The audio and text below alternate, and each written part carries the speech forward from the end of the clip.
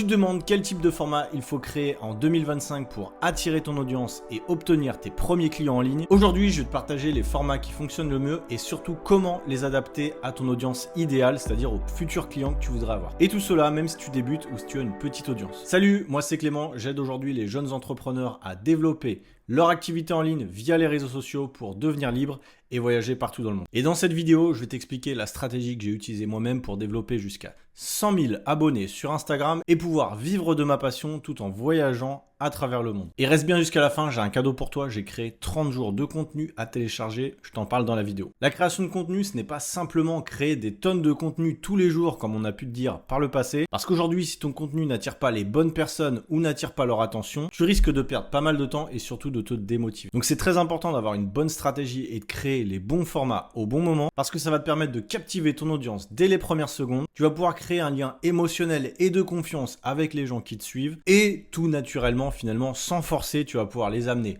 vers ton offre pour justement vivre de ton audience et pas simplement avoir des tonnes d'abonnés et ne pas savoir quoi en faire. Maintenant, on va voir ensemble quel type de format tu peux utiliser pour atteindre ces objectifs. Et en numéro 1, c'est le contenu éducatif. Alors même si à l'école, c'était pas forcément hyper fun d'apprendre, sache qu'aujourd'hui, il y a énormément de gens qui veulent apprendre de nouvelles choses, se développer et c'est ton rôle en tant que créateur de contenu et ou professionnel d'un certain domaine de leur donner du contenu intéressant qu'ils peuvent appliquer immédiatement. Des exemples très simples comme des tutoriels, des listes pratiques, des mythes également à débunker, ça les gens aiment beaucoup. Et ces contenus vont apporter une vraie valeur, ils vont également te positionner en tant qu'expert de ton domaine finalement. C'est un type de contenu que tu peux créer sur du format court comme Instagram, TikTok, mais également sur du format long comme YouTube ou du podcast. Tu peux tout simplement commencer par créer des tutoriels pour, par exemple, atteindre l'objectif des gens qui te suivent. Donc, comment faire pour atteindre X objectif en 5 étapes. Tu peux le faire en vidéo courte, en parlant rapidement, ou en vidéo longue, en expliquant davantage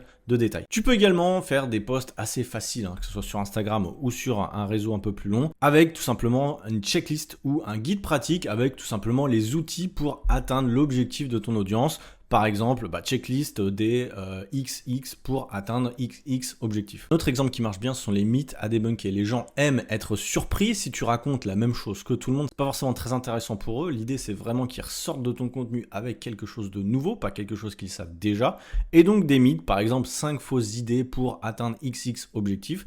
Ça marche très bien. Par exemple, si tu me regardes, je peux te dire, non, tu n'as pas besoin de poster 7 jours par semaine pour atteindre l'objectif d'augmenter ton audience. Par exemple, ça peut être un titre qui peut être sympa pour une vidéo. Un format que j'aime beaucoup sur Instagram qui prend pas trop de temps une fois que tu l'as créé la première fois, ce sont les carousels. Les carousels, ce sont, vous savez, ces petites infographies avec des slides, ça peut aller de 1 à 20 pages maintenant. Et l'idée, finalement, c'est de maintenir ton audience le plus longtemps possible sur la plateforme parce qu'Instagram aime justement conserver les gens sur leur plateforme, donc créer du format qui va tenir en haleine un petit peu les gens qui te suivent. Et tu peux créer un carrousel éducatif, par exemple, avec 5 astuces ou 5 erreurs à ne pas faire pour atteindre l'objectif. Petit tip, si tu manques d'inspiration, assez simple, déjà regarde ce que font les concurrents que tu peux avoir sur la plateforme sur laquelle tu postes aujourd'hui. Et également demande à ChatGPT de t'aider. Donc l'idée, c'est de travailler un petit peu avant sur ton avatar client, donc les gens à qui tu veux vendre ensuite ton offre, et de lui poser des questions. Il va te donner ensuite tous les formats qui sont adaptés à ce type d'audience. Et de toute façon, l'idée, c'est de tester un petit peu tous les formats. Mais en tout cas, pour les formats éducatifs, il faut le faire assez régulièrement. Je dirais une majorité de ton contenu doit être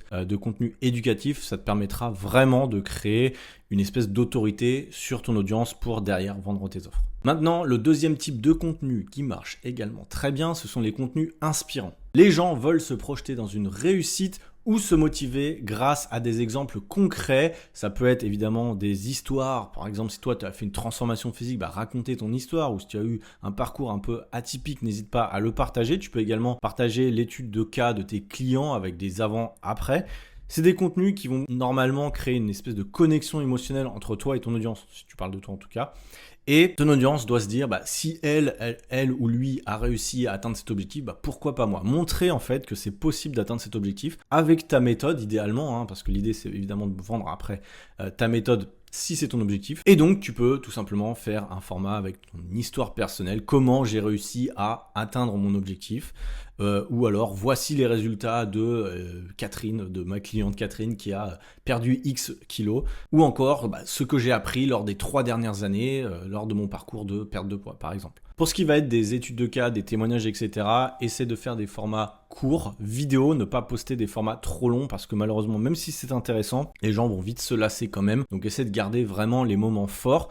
Tu peux les poster en réel de temps en temps sur Instagram, mais je considère quand même que les témoignages sont plus intéressants sur les formats YouTube, podcast un peu plus longs, mais tu peux potentiellement même des avant-après, etc. les poster en post de temps en temps ou en story. Et d'ailleurs, même si tu n'as pas encore d'avant-après, alors ça dépend après de ce que tu fais, tu peux potentiellement, même avec tes premiers clients que tu vas avoir peut-être gratuitement, tu peux potentiellement partager des captures d'écran de leur évolution, des questions qu'ils te posent, etc. En tout cas, montrer qu'il se passe quelque chose de ton côté, que tu es en train de créer des choses, que tu es en train d'échanger avec des gens comme eux.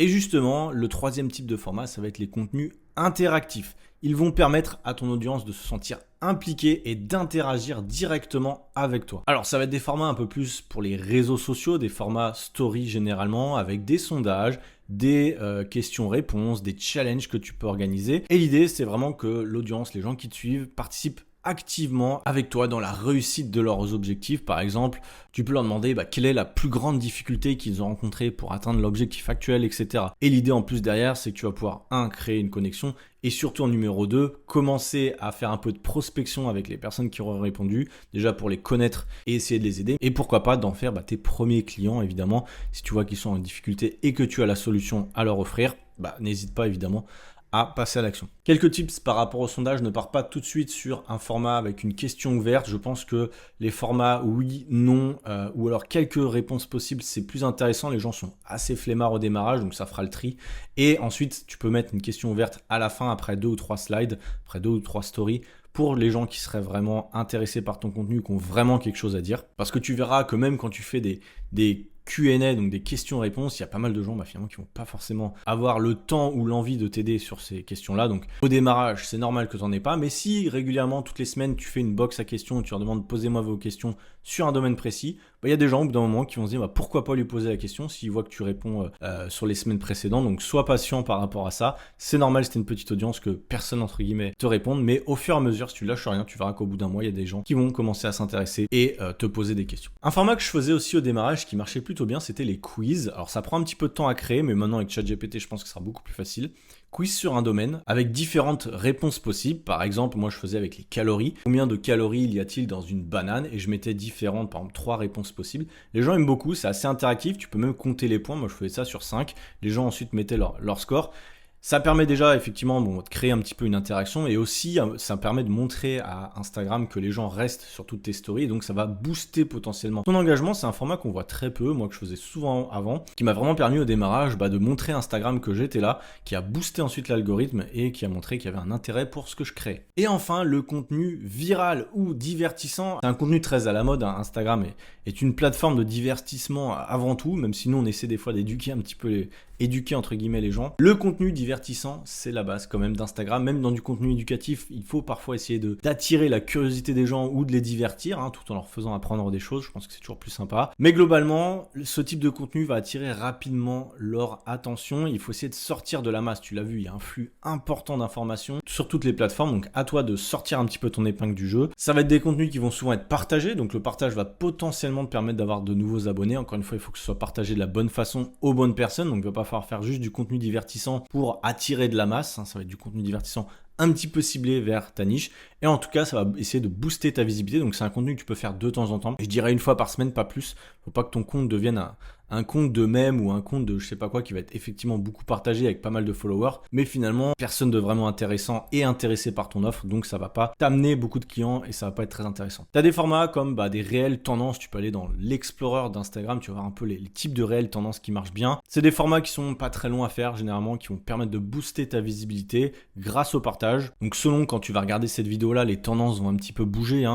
Généralement ça peut être des choses avec des musiques assez dynamiques, des choses assez courtes généralement. te prends pas trop la tête, hein. Ça peut être aussi des choses drôles, comme je te disais, les mèmes, ça marche plutôt bien. Ou alors essayer d'aller à contre-courant, et je vois souvent ça actuellement, c'est d'essayer d'aller à contre-courant de la masse en ayant une phrase d'accroche assez percutante qui va faire un peu tilter le mec ou la fille qui va regarder ton contenu pour justement essayer d'en savoir davantage. Alors pas non plus être justement uniquement dans la polémique, mais en tout cas attirer un petit peu la curiosité. Je pense qu'aujourd'hui on n'a pas trop le choix. Si tu te dis simplement je vais attirer des gens en donnant 5 conseils pour, malheureusement ça sera pas suffisant. Il va falloir vraiment essayer de rentrer dans le tas et de dire pourquoi toi tu n'es pas forcément d'accord avec une vérité générale sur ton domaine. Je m'explique, les gens aujourd'hui sur la perte de poids qui marchent plutôt bien, c'est tous ceux qui ont une méthode un petit peu bizarre, notamment par exemple la méthode carnivore, les gens qui vont manger que de la viande, c'est un petit peu à l'inverse de la tendance des gens qui voudraient réduire leur alimentation en viande. Et justement, c'est des contenus qui marchent très bien. Alors, je te dis pas de faire ça forcément, mais dans l'idée, tu comprends bien que c'est des formats un petit peu particuliers parce que même les gens qui sont pas intéressés par cette méthode de démarrage vont quand même cliquer pour donner leur avis. Et l'idée quand même, c'est de faire interagir sur du contenu comme ça, même si on va chercher les partages.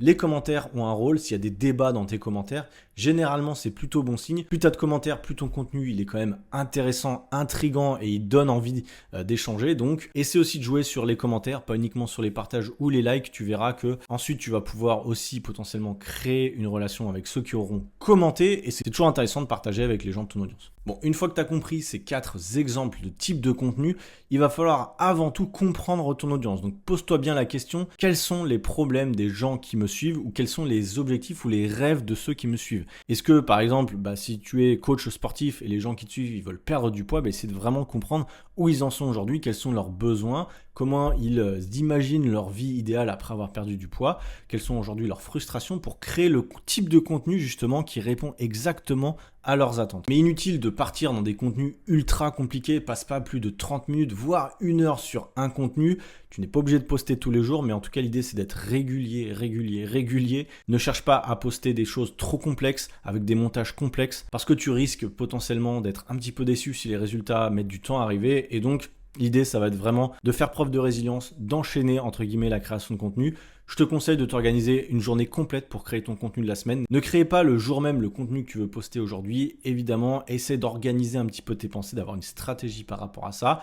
Et si jamais tu as besoin d'un peu plus d'éclaircissement par rapport à la création de contenu, je t'ai créé un calendrier totalement offert avec 30 jours de contenu qui vont reprendre les 4 exemples, les 4 formats qu'on a vus précédemment. Tu as juste à suivre la trame et tu vas pouvoir booster ton engagement sur Instagram sans te prendre la tête et en quelques heures par semaine. Je te mets le lien en description et en bonus, tu auras mes 10 templates Instagram que tu peux utiliser et modifier à ta niche. Une fois que tu auras testé tout ça, n'hésite pas à regarder tes statistiques, voir ce qui marche le mieux et ensuite tu sélectionneras les contenus qui te correspondent davantage. Encore une fois, reste simple. J'espère que cette vidéo t'aura plu. N'hésite pas à lâcher un pouce bleu et à t'abonner pour la suite des aventures ensemble. Ciao, bye!